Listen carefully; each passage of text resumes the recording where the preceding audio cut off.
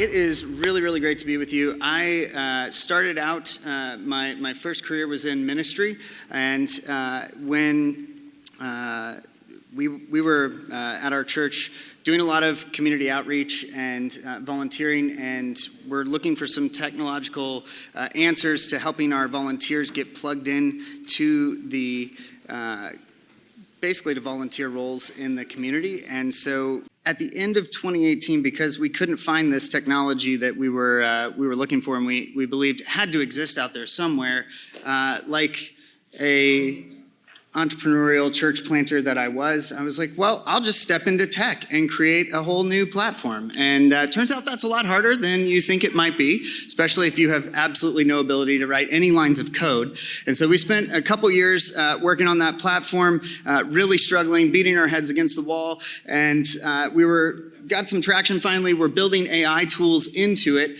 And then we came up with this idea as a team so my team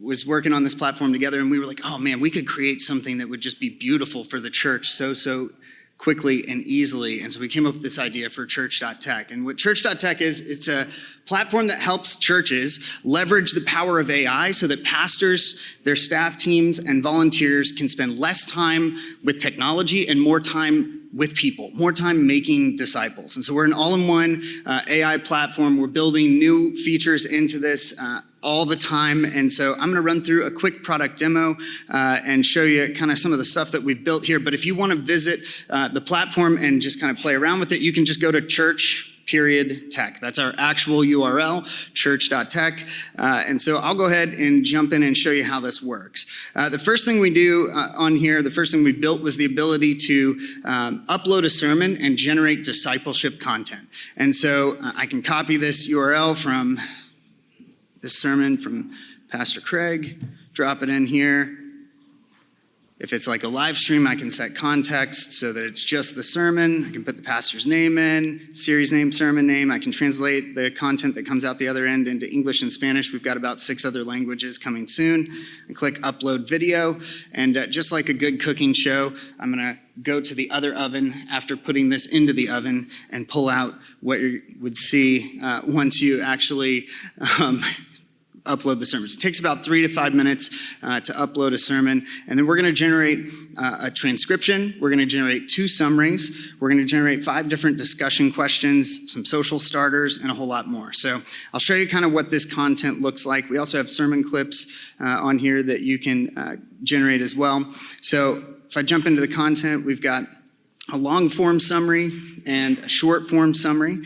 And the long form summary was designed so that you have a little bit extra content. You can edit this down, throw it in a group leader guide, put it on your website, that type of thing. The short form is more for like podcast show notes or your YouTube show notes.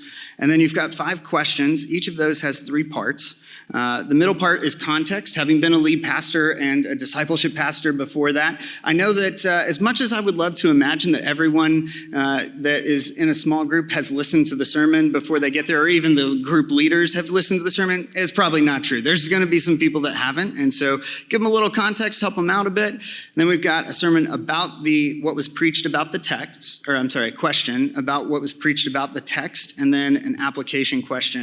And I'll be honest with you, I spent about 4 years of my life writing small group questions based on Sunday morning sermons, scrambling to try to get them done before my first group met in the middle of first service, or the second service, I mean. And it was incredibly stressful, but the beautiful thing about this is you're 90% done after you upload the sermon. So within 10 minutes of uploading the sermon, you can have a group guide that is edited and ready to rock and put in front of people, and it'll be, quite frankly, some of the best content they've ever seen, and you can deliver it seamlessly via what I'll show you next, which is our pages. So if you click over here to the Pages tab, you can generate all different types of content from the sermon itself. So we can generate children's curriculum. So I can literally take a sermon and translate it into children's curriculum. And then create parent guides that are attached to that are age appropriate for the parents so that they know what their kids have heard. Well, and with this, their kids can have been taught the exact same text and content but in an age-appropriate way that they heard in, what I like to call big church on Sunday. And I'll show you this in just a second. You can also create a 5-day devotional from your sermon that fast. And so now you can send that out, on Monday morning at 8 a.m. You can text it out to all of your group or all of the people that go to your church. You could set it to send Monday through Friday, that type of thing. And now you're reinforcing that content throughout the week, as well as you can create discipleship content. So I'm going to show you an example page from the page builder here. And actually, if you want to take a look at this live, you can scan that QR code right now, and you can see, whoops, I oversized it. You can scan it now, and that'll take you to a live version of what I'm about to kind of walk through. And what I'm about to walk through is actually kind of a conglomeration of a couple different types of pages that we can generate. But the beautiful thing about this is, everybody got it that wants it? There's a cool 14-day free trial link at the bottom of that page. So if you want it, grab it now, or you can come up and talk to me afterwards. I'm happy to talk. Too soon? Yeah? Sorry. Okay. All right. Now I got to find it again.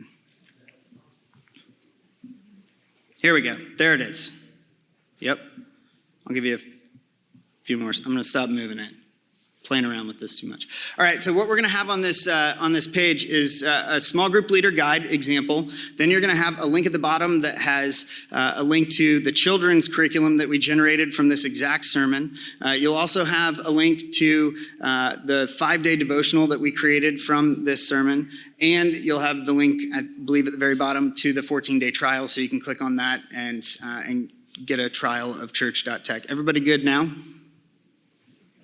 Yep. All right. Sweet. Just come talk to me if you're not. So here's the page. So you've got group leader guide page. You've got some announcements in here. You can put a clickable call to action, so you can drop in your announcements for church so that your group leaders can reinforce that with your church members. And then those links are trackable, so you can see how many people actually engaged with those links and how many people clicked through.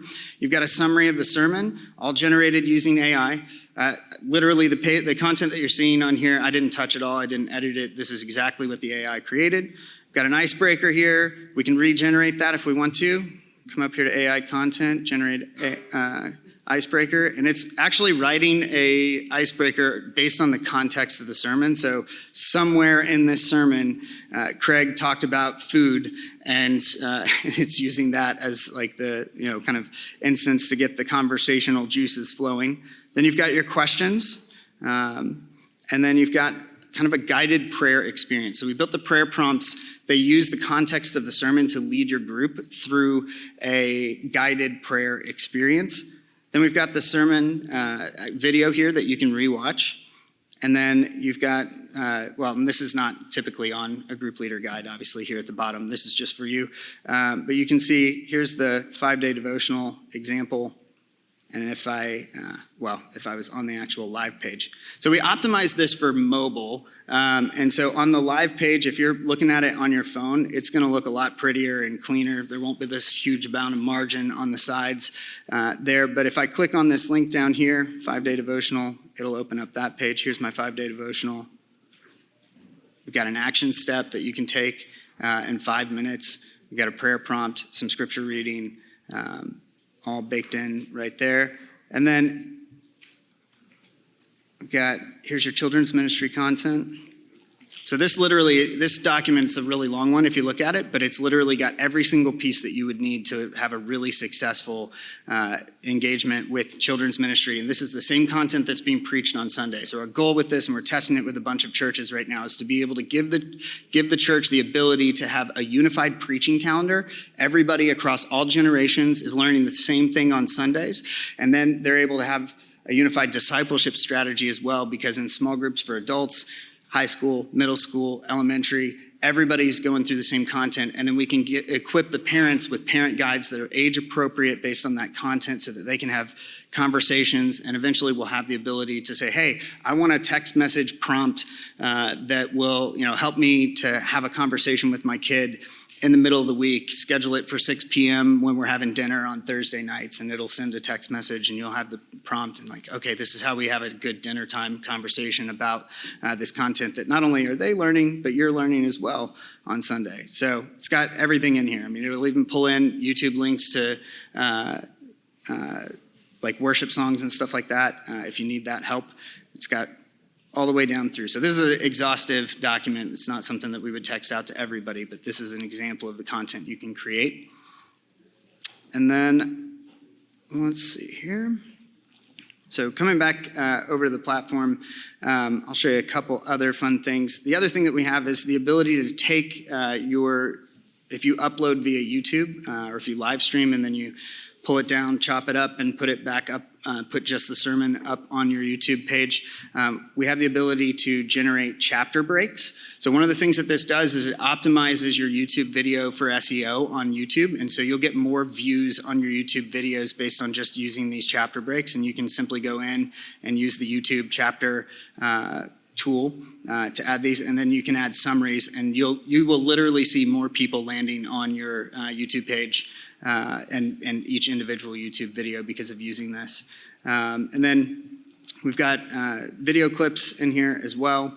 The nice thing about this is, well, we're actually, later on today, we're launching the ability to edit those inside of here, and so you can come in here and edit these and repost them, download them and repost them. As well, you can download them in an Adobe Premiere format if you want to kind of elevate them in some way. You can use that tool as well. And then the last thing I'll kind of talk about, and then I'll save some time for questions, is the playground. So this is the ability to interact with this content of your sermon directly. So if you want to create from your sermon, or we have a lot of pastors that are actually using this to enhance their sermon before they actually preach it. So you can upload your manuscript, or you can upload a voice recording of your practice sermon, and you can come in here and enhance it. Let's say you need an illustration for your opening. You can't come up with one. You can say, give me 5 illustrations from history, from business, from sports that could potentially be a really good lead in to how my sermon begins. But you can also create a whole bunch of other things in here. So let's say you were wanting to come up with a theme for how to decorate your children's ministry environment during this sermon series. Well, you can come in here and say, hey, give me 10 ideas that cost $100 or less for how we could decorate our children's ministry environment, and it'll give you 10 really excellent ideas for how to do that. And you can continue to work with the content. If you're like, I don't like that, make it $50 or less or something like that. Or hey, like give me 10 other ideas. It'll just keep giving you ideas.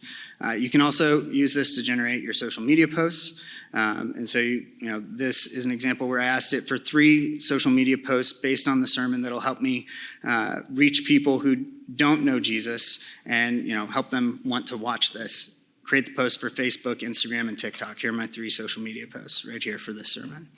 And then here's another way to write 5-day devotionals or to maximize that content however you would like to as well. So, so that's Church.Tech. We've got a couple fun things that are coming soon. We're working on this product called Sermon Copilot, which is I'm going to say this very carefully.